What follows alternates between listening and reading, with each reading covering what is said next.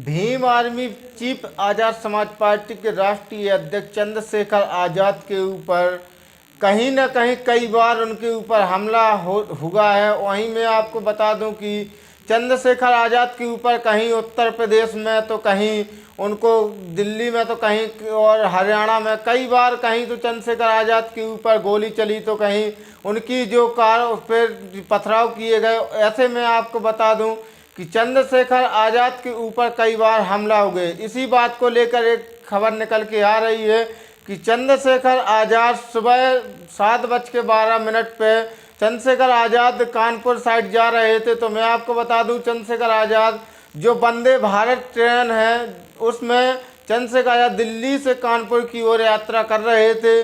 सुबह लगभग 7:12 के टाइम पर बुलंदशहर से कमालपुर स्टेशन पार करते ही चंद्रशेखर आज़ाद के ऊपर किसी ने पथराव किया। तो उसी बात को लेकर एक सबसे ये महत्वपूर्ण खबर है कि चंद्रशेखर आज़ाद की जैसे ही लोकप्रियता बढ़ती दिखाई दे रही है वैसे ही चंद्रशेखर आज़ाद के ऊपर कहीं न कहीं से उनके ऊपर कोई न कोई पथराव या कोई न कोई हमला जरूर होता है। तो मैं आपको बता दूं कि चंद्रशेखर आज़ाद के ऊपर एक बार उनके पास उत्तर प्रदेश में देवबंद में जब उनके ऊपर गोली चली थी और हरियाणा में अभी चुनाव के समय पे चंद्रशेखर आज़ाद की कार पे पथराव किया गया था। इसी बात को लेकर चंद्रशेखर आज़ाद कल ट्रेन में 7 सुबह कानपुर के लिए जा रहे थे दिल्ली से।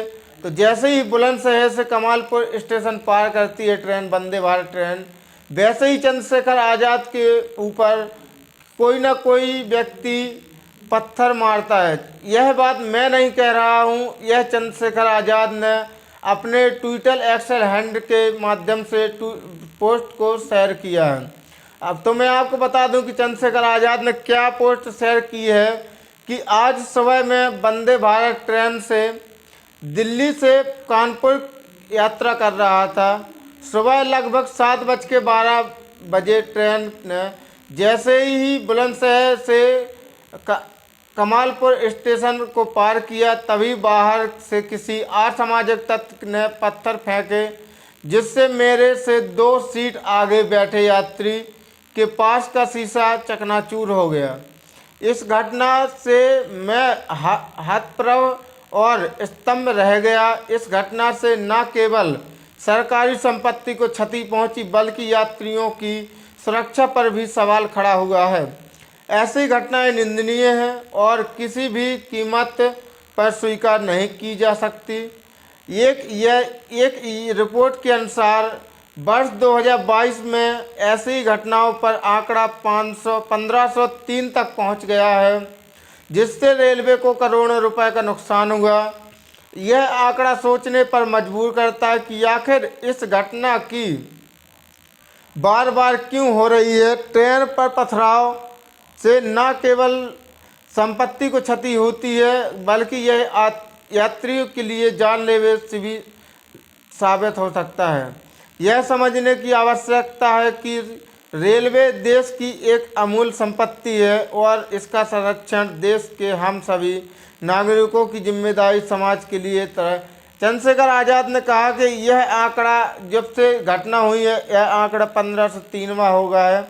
और चंद्रशेखर आज़ाद ने क्या लिखा उसमें कि यह समझने की आवश्यकता है और उन्होंने लिखा है कि इस तरह की घटनाओं को रोकने के लिए केंद्रीय रेल मंत्री जी रेलवे पुलिस और प्रशासन को सख्त कदम उठाने चाहिए, साथ ही समाज में जागरूकता भी फैलानी चाहिए। मेरा निवेदन है कि परिवार में माता पिता और स्कूलों में अध्यापक द्वारा बच्चों को इस विषय पर जागरूक करना आवश्यक है। इससे न केवल ऐसी घटनाओं में कम होंगी बल्कि रेलवे यात्रियों की सुरक्षा में सुरक्षित पाएंगी। और मैं आपको बता दूं चंद्रशेखर आज़ाद ने ऐसी तमाम बात कही है उसमें। और चंद्रशेखर आज़ाद ने क्या कहा कि हम सभी को एक जागरूक नागरिक बनना चाहिए। यह देश हमारा है और देश की संपत्ति की सुरक्षा केवल सरकार की नहीं बल्कि सब नैतिक जिम्मेदारी और संवैधानिक मूल कर्तव्य की है। तो चंद्रशेखर आज़ाद ने यह एक फ़ोटो सोशल मीडिया जो ट्वीट एक्स होता है उस पर उन्होंने शेयर की। तो मैं आपको बता दूं कि चंद्रशेखर आज़ाद की लोकप्रियता को देख करके लोगों में घबराहट सी मची हुई है और चंद्रशेखर आज़ाद को अब खतरा और बढ़ता हुआ दिखाई दे रहा है। चंद्रशेखर आज़ाद ने कहा है कि इस पर जांच करिए, रेल मंत्री से कही कि इस पर जांच करना चाहिए। वहीं मैं आपको बता दूं चंद्रशेखर आज़ाद के ऊपर कई बार हमले हो चुके हैं, कई बार उनके ऊपर एक बार गोली भी चली और पथराव भी, ऐसे कई हमले हो चुके हैं। तो कल चंद्रशेखर आज़ाद के ऊपर रेल यात्रा करते समय भी उनके ऊपर हमला हुआ है। तो वहीं मैं आपको बता दूं कि चंद्रशेखर आज़ाद एक ऐसे नेता बन चुके हैं, लोगों के ऐसे बहुजन समाज के मसीहा बन चुके हैं कि लोगों को अब वो देखा नहीं जा रहा है। और जैसे ही उनकी लोकप्रियता और समाज में उनका जो कदम और जो कद उनका बढ़ता हुआ दिखाई दे रहा है, उसी को लेकर के चंद्रशेखर आज़ाद से कई लोगों को जलन सी पैदा हो रही है।